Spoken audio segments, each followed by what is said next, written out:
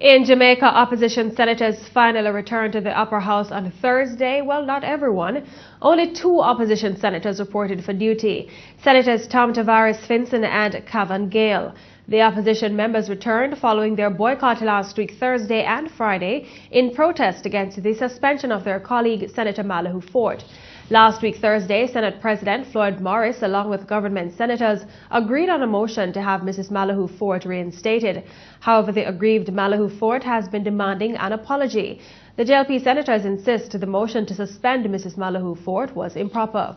But Senate President Floyd Morris maintains that there is nothing to apologize for. He argues that he acted in line with the standing orders governing Parliament. Senator Malahoo Fort was barred from the Senate 2 Fridays ago. The controversial decision was made after she failed to provide Senate President Floyd Morris with a copy of a letter she mentioned during her contribution to the debate on the Caribbean Court of Justice, CCJ. She said the letter indicated that the UK Privy Council was willing to hear cases in Jamaica. A copy of the letter has since been obtained by Justice Minister Senator Mark Golding. Meanwhile, the debate on the Caribbean Court of Justice resumed on Thursday in the Senate. The debate was impacted by the opposition boycott. Legislators in the upper house are debating 3 critical bills to replace the UK Privy Council with the Caribbean Court of Justice, CCJ, as Jamaica's final appellate court. In making his contribution to the debate, Government Senator Neville Clark encouraged all senators to make the right choice. He argues that a vote for the CCJ was in the best interest for all Jamaicans. I expect that every member, especially those of the legal profession, would have been in a position to support these pieces of legislation and listen to the arguments that has been put forward, both locally and abroad, urging us, encouraging us, and some instance insulting us, but always driving us away from the Judicial Committee of the Privy Council towards the Caribbean Court of Justice. For his part, Senator Norman Grant says he will not be casting a vote based on his political alignment. He notes that his vote will be in favor of access to justice for the common man. He believes the UK Privy Council has served the country, but it's time to move on. He says independent Jamaica should band together with its regional neighbors who have repatriated to the CCJ. Ever since those colonial days, and even today, Madam President, the Privy Council primarily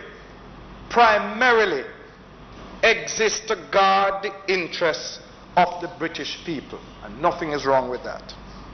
This is the same court, though, Madam President, that stood by and watched the British Parliament vote to pay planters some £20 million in 1834.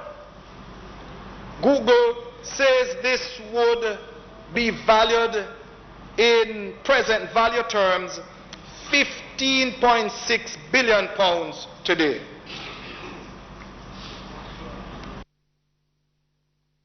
The slaves were paid additional amount for having an extended period of slavery, which the planters rebranded as the apprenticeship system.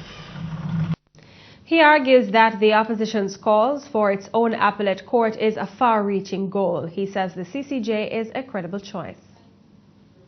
The Privy Council has served us, and the record will reflect that there have been merits and demerits. But, Madam President, after 53 years of independent Jamaica, this Senate have the opportunity to help the Jamaican people to move on. This journey, I submit, Madam President, could very well mean that someday it could be possible that our final appeal court could be in Jamaica as a part of the third-tier system of justice. But let us be clear. To move on from the Privy Council to the CCJ after 53 years of independent Jamaica is a move whose time has come. And certainly this could lead to the setting up of the final appeal court in some future time in Jamaica by other Jamaicans.